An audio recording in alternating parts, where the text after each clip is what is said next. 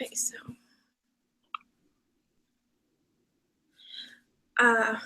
I will be talking about media and the dangers to families, especially looking at television because it's the most frequent type of media that is truly affecting children and adults. According to the American History Oxford Research Encyclopedia, we have currently over 650 networks of different channels that is being shown on television, not to mention that over 90% of the American population owns at least one TV. We as a family do have one TV, but we are not signed up with any contractor because it is too time consuming, and for our family, we believe that television is not monitored enough by organizations here in the United States or by the government. And this is according to a lawyer, a law firm. A lawyer wrote about why we don't have anything regulating TVs because of the Constitution, because of the right to free speech. This allows anything to be viewed on the television, including anything to be played on video games, as well as including the internet. When you have YouTube and stuff like that, the only thing that was the government able to do was the movie rating system, like PG and PG-13, R-rated, and so on. But even that is being not strictly monitored because there's too much controversy about the freedom of speech, right? And so this led then to warning stickers like on the video games, and even that is oftentimes not very accurate, but that's the most that they can do, which is actually very sad. And it's another reason why I don't want my daughter watching TV, is because I cannot monitor enough what she sees on there and how dangerous it can be for her brain development, which brings us to a study done by, I hope I pronounce this right, but it's by Chan Chaya and his colleagues, done in 2015, that the prolonged exposure of television between 6 months and 18 months resulted in higher developmental problems such as aggression and problems such as not listening to their parents because that's what they see on television. And so they want to imitate what they see. And there is a institute on media and the family, a national institute, and they've done a lot of studies. They're connected with parentfurther.com. They are the ones that really want to try to educate, but because again of the constitutional rights, it is very hard for them because they cannot just put it on billboards, and they cannot just go out and do a lot of advertising for the dangers of media, just simply because of those of the human rights that America has here. And so what they do is they go from to different schools and different conventions and help to reach a lot of parents. But of course, they can only do so much. One of the studies that they've done that was presented by Douglas Gentap, a PhD director of the National Institute on Media and Family, they did a longitudinal study, meaning they did a study that went over for a longer period of time, not just once, but they checked that multiple times. And they found that that children who consumed more media violence early in the school year were also more likely to see the world as a more hostile place and act more aggressively later in the school year. So we're looking at here at the greater risks of how the children are affected into adulthood. That it's not only media and television affecting, kids. Like another study from Murray in 2014, where the 9-month-old children rather looked at pictures like on a television than they are having a parent read a book to them. So it's all kind of connecting in a way that media is truly affecting children in the long run. That if you don't monitor children at a very young age, they're going to prefer television over anything educational, such as books or going out to play and developing their brains that way. And I really liked what the psychologist said of the annual convention program in Chicago about that study that the National Institute on Media did. And they said the study shows that both the amount of time in children spend in front of TV and computer screens matters, that media violence is an important risk factor for antisocial behavior.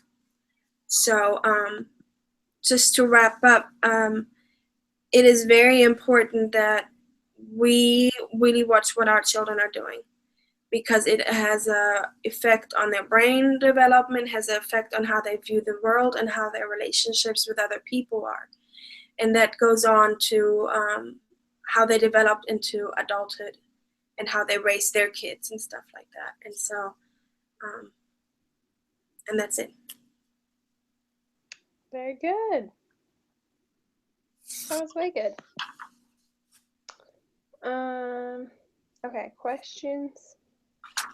So you mentioned that your family doesn't have anything, like any contracts with your TV or anything. Yeah. What else do you do to monitor media in your own home? We don't let her, like, for example, with books and stuff, since I have the luxury of being from Germany, I really like their books on how interactive they are. And so, and how they present, animals, for example, or like certain things in the world. So we use those kind of books to teach her about, look, the animals are playing nicely, or look, the kids are helping each other, build this sand castle or something like that. Teach like simple lessons of how to behave with other people around her. That makes sense. Yeah. Very good. I can't really think of anything else. No, that's fine. Any other questions? Okay. That's good. Are we supposed to do anything else with you, or is it my turn? I think it's your turn. Okay. Perfect. Okay. So the threat to families that I would like to address today is how a lack of parental education affects the family well-being. This affects them in many different ways in how they're able to provide for the family financially, emotionally, socially. When parents have less education, they make less money, and so they have to have either more jobs or work more hours in order to achieve the same income that an educated parent would be able to provide for their family. This also creates stress in the home for the parent in providing, and they may be inconsistent with the quality of their parenting. This is a family-focused issue. It affects the entire family when a parent is educated as compared to when they are not. This hasn't always been something that has been needed in the home. Finances have been different in these last few years, and it's much more needed for parents to be able to have a higher education. My parents did not have a secondary education.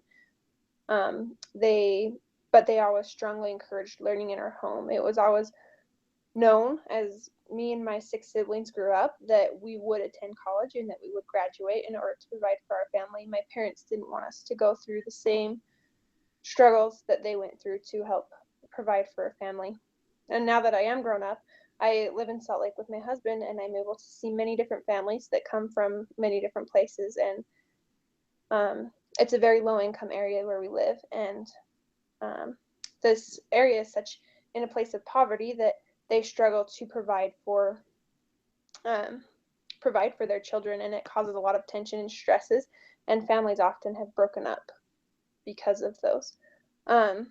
As children, we're constantly taught the importance of education, and we go to school for hours. We go for like 7 hours a day for more than 180 days usually for 13 years. And we're taught education and the importance of reading, math, science, all of those things. But when it comes to parenting, arguably the most important test we can take, it leads us to the question that if all of these hours prepare us to meet the emotional, financial, and educational needs of our children. In the parenting gap, Reeves, Sawhill, and Howard state that higher levels of income, education, and family stability all strongly contribute to better parenting. In the same article, they also state that 45% of mothers with less than a high school degree are among the weakest parents. Higher education not only increases the likelihood of higher income, but also allows parents a better understanding of developmentally appropriate parenting techniques. And so parents without formalized higher education, they certainly can succeed, and they have succeeded. But the chances of future success involve many more parents who have formalized higher education. There are not many laws or policies that go along with gaining education as a parent. I mean, it's even legal for students to drop out of high school. Some associated consequences for that, but there's nothing you can do if they do that once they're the legal age for each state. But throughout the country, there are many programs for at-risk families, including home visitation programs that can be beneficial for participants and reduce the rates of prenatal, postnatal, and long-term negative health choices and conditions that lead to challenges and negative outcomes faced by families. This was said by Ferguson and Vanderpool. Another study in Baltimore about in-parent home prenatal interventions by Finnegan, Copeland, Linder, and Haney and Chang stated that interventions targeting parents of young children have shown effectiveness. Parenting requires sustained efforts, and successes are more likely to be seen when parents are able to access educational resources. Education is beginning to be much more widely available, and many organizations have been created to address this threat. High school students are offered AP courses or concurrent enrollment in order to help them get a head start on their secondary education. And online schooling is widely available through many universities in order for parents to take courses at their own pace and to help them work around their own schedules for jobs and careers. There are many jobs that also offer tuition reimbursement for courses that help them to progress within the company. There's student loans that are available for financing schooling, and there's also financial aid through scholarships or through government programs such as FAFSA. So by seeking out an education, parents can address this problem rather than just the symptoms of a struggling family, and they are able to solve those not only with the education, but to reduce the stress that is caused by a lack of education in the home. They will also be able to see more financial security, spend more time with their children, and be more involved in the family functions that are going on in the home, and be more prepared to help their children with their schooling as well. It strengthens families throughout generations, because when parents have gone to college, then the children are much more likely to go to college as well. I believe that child and family advocates should make an effort to be involved in secondary education, and that it promotes better parenting. And so for all of us, I would say that we need to seek out an education and continue to make learning a part of our family structure and help others to get connected with available resources. And together we can create a more unified and successful society of parents. So that's mine. Good. First question, what coping mechanisms do you suggest for parents in such poverty or low income dealing with the stress of work and paying for bills and making sure that their kids go to school? Okay, so let me understand your question. When parents are in low poverty, what would you say to? This coping mechanism for the stress.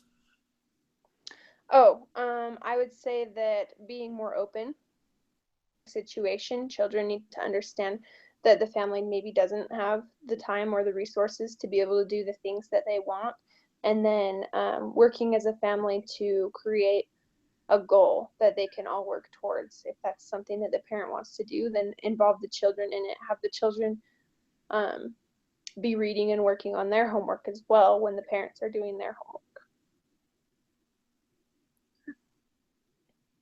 That's the only question I had. Okay, awesome. Okay. So I can just stop the broadcast. Okay.